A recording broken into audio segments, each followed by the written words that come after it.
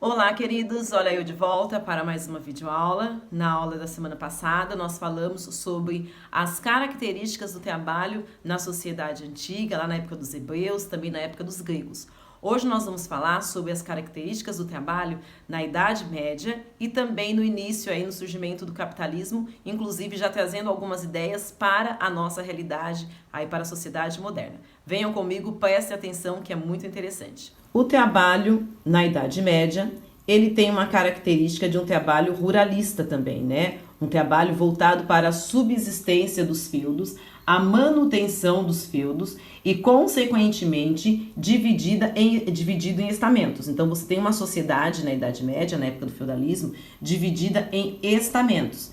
E aí, nesse estamento, você tem o senhor feudal, né, o suzerano, e tem os seus vassalos. Então, existia a parte murada, né, aonde habitava o seu suzerano, né, seus familiares, os que trabalhavam para eles lá no palácio, e havia todo o entorno do feudo.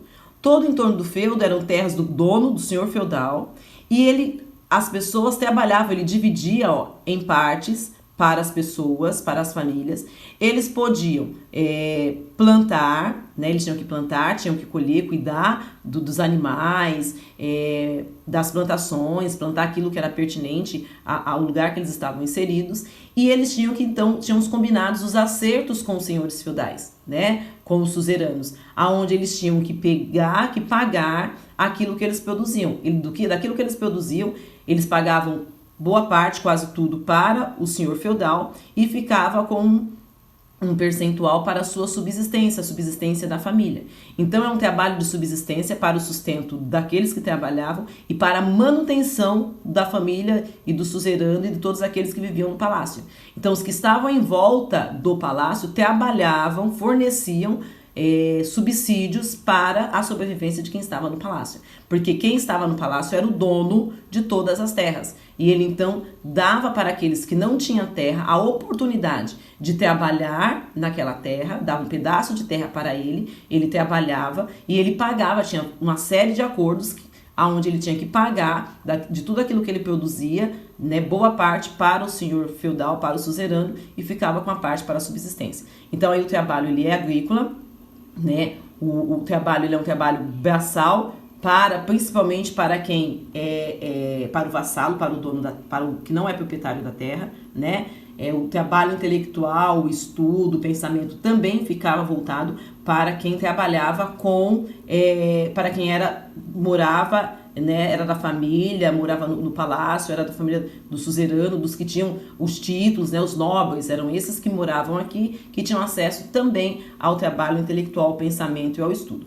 E daí então a gente chega na sociedade moderna, porque depois da Idade Média nós temos o início da sociedade moderna com o Renascimento e consequentemente com o Iluminismo.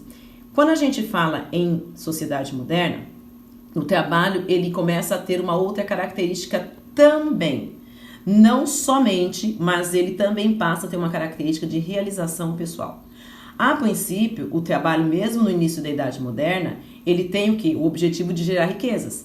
É só nós pensarmos aí, né, lá no Renascimento, nas feiras livres, nos burgos, surgimento da burguesia, capitalismo comercial, depois o capitalismo manufatureiro, depois o capitalismo industrial. Todas essas mudanças no setor do trabalho, elas aconteceram por conta de qual razão? Pela necessidade de gerar riquezas.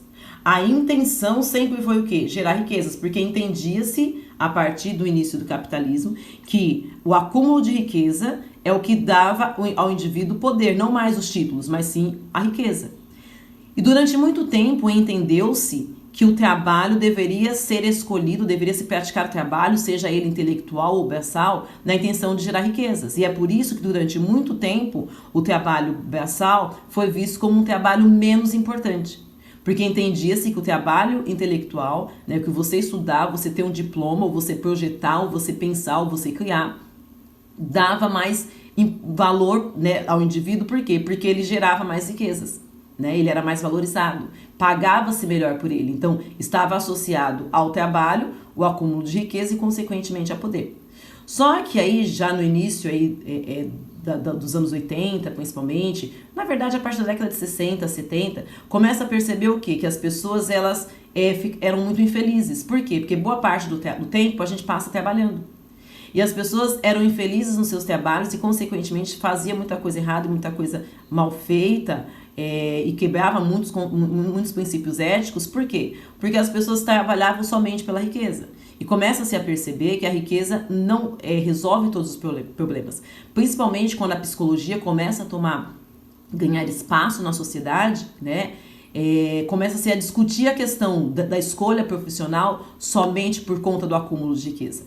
E aí passa-se a olhar o trabalho, né? Já agora na sociedade pós-moderna, se é que a gente pode chamar, se é que existe a sociedade contemporânea, passa-se a olhar o trabalho também com valor de realização pessoal. Eu não devo mais escolher uma profissão somente pelo lucro que ela vai me dar, mas também se ela vai me realizar profissionalmente, se vai me realizar pessoalmente, se eu vou me sentir feliz, se é o que eu gosto de fazer. E aí na próxima aula nós falaremos um pouco mais sobre essas divisões do trabalho aí na sociedade moderna, ok? E voltaremos também a falar um pouco sobre a questão da realização pessoal. Perceberam então que o trabalho ele começa a perder um pouco essa ideia aí de subsistência, né? O trabalho ele deixa de ser algo simplesmente para a sobrevivência do homem, ele começa a ter características a partir da idade moderna de acúmulo de riqueza e depois, mais recentemente, aí também de realização pessoal. Isso é muito importante, por quê? Porque na hora que você for escolher uma profissão, você tem que pensar não somente pela questão material, pelo benefício que essa profissão vai trazer para você economicamente, mas também o quanto essa profissão vai te realizar enquanto indivíduo, o quanto você vai se sentir útil na sociedade, o quanto você vai se sentir realmente fazendo aquilo que você gosta de fazer e que você tem habilidade para fazer. Por quê? Porque a gente precisa entender que como a gente vai passar muito tempo e passa muito tempo da nossa vida trabalhando, se eu escolho uma profissão somente pensando no benefício econômico que essa profissão pode me dar, que esse curso pode me dar, a probabilidade de eu não terminá-lo, ou de eu ficar frustrado, ou de eu querer mudar de profissão, ou de eu não ser um bom profissional é muito grande. Por quê? Porque, infelizmente, as nossas realizações pessoais, os psicólogos já comprovaram isso, as pesquisas comprovam isso, que você está bem, você está realizado, você fazer alguma coisa que você gosta de verdade, que você se sente feliz, a possibilidade de você ser bem-sucedido dessa forma é muito maior. E você evita um monte de doenças que muita gente tem acarretado no decorrer da vida. Então, pense em alguma coisa que você gosta, porque se você gosta, você vai fazer bem feito. E se você fizer bem feito, você sempre encontrará um lugar ao sol. Eu tinha um professor que dizia o seguinte: para aquele que faz aquilo que gosta e que faz bem feito, ele sempre encontrará oportunidades e maneiras de ser bem sucedido. Seja ele assentando um tijolo, seja ele atrás de um computador, elaborando um projeto de uma construção. Então fica aí a dica para vocês. Um beijo, meus amores. Façam a atividade do Google Formulários, tá bom? Não esqueça de finalizar. Estou com muita saudade de vocês. Fiquem bem, até a próxima videoaula. Beijo!